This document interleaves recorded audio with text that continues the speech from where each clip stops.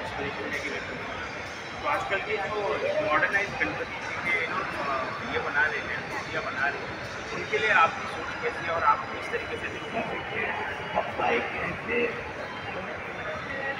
पप्पा है गणपति बप्पा, वो एक ऐसे मॉडल है, ठीक है। उनको किसी रूप में देखो बच्चा, बच्चे रूप में भी आपको दिखाई देते हैं, बड़े रूप में भी दिखाई देते हैं। जैसा जिसका माहौल, जिस तरह का भी माहौल होता है पप्पा उसी रूप में दिखाई। ये हमारे समझना, ये हमारे लिए बहुत जरूरी है। तो लगता है हमारे पप्पा है, हमारे लिए सबसे बड़े, सब चीज़ों से बड़े वो हमारे पप्पा है और उनकी शरण में हमें रहना चाहते हैं। मेरी तरफ से उम्मीद है तो ये सोचते हैं तो उसी तरह से पप्पा को वो हमारे आदर्श है, वो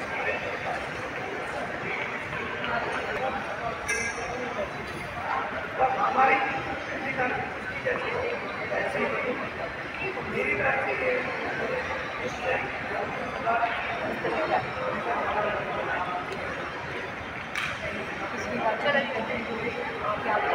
पहले तो आज के दिन सभी आपके व्यूवर्स, जितने व्यूवर्स आपके मुझे सुनेंगे या देखेंगे, उनको गणपति बप्पा मोरया।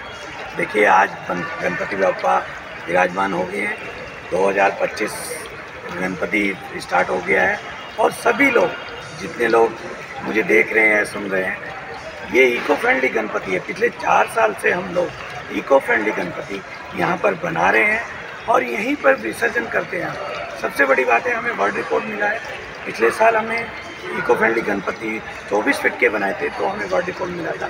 इस बार 25 फीट से अब हमने गणपति बनाए जो इको फ्रेंडली गणपति है। मैं आप लोगों के माध्यम से सभी लोगों को, जितने लोग देखेंगे या सुनेंगे, उनको बोलूँगा कि आप लोग भी अपने घर में इको फ्रेंडली गणपति ले आएँ, क्योंकि आने वाले समय में जो हालात हैं पूरे देश के, पूरे वर्ल्ड के, जो पर्यावरण की प्रॉब्लम है, उसका अगर सलूशन निकालना है, अपने बच्चों को कुछ देना है, तो हम लोग आज से ये प्रण करें कि हमें इको फ्रेंडली गणपति अपने घर में लेके आना है और उनका विसर्जन भी अपने घर में करना है। नमो नमः गणपति बप्पा। कितने दिनों का है? ये हमने 11 दिन का ये रखते हैं।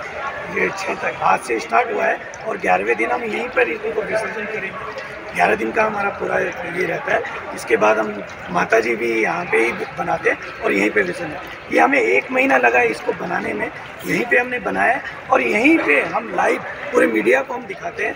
यहीं पे हम इसका विसर्जन करते हैं और जो इनका पेपर से हम इनको तैयार करते हैं, पेपर, गम और बहुत सारी जो चीज़ें आपको हमने प्रोवाइड कर दी हैं, वो उसके इस्तेमाल से वो रिसाइकलिंग वाला सिस्टम है और वो चीज़ ऐसा नहीं है कि वो किसी पर्यावरण को नुकसान पहुंचाती है या ये करती है, वो एज पर रिसाइकलिंग हो जाती है। अच्छा, नमो नमो जो है, थोड़ा सा उसके बारे में। जी, नमो नमो एक हमारा संगठन है जो मोदी जी के प्रेरणा से चलता है।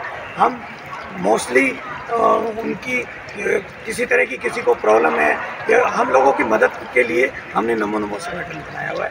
उसी के सिद्धांत के हिसाब से और मोदी जी की प्रेरणा को लेके हम ये गणपति भी रखते हैं।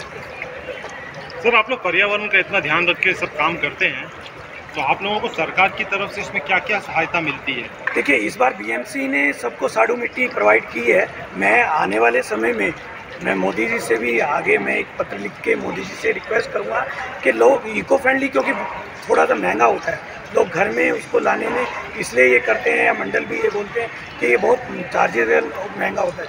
पर देखिए, हम अपने सजावट को कम कर देते हैं, पर हम इको फ्रेंडली को अगर घर में लेके आएंगे तो पर्यावरण का बहुत इफेक्ट पड़ेगा।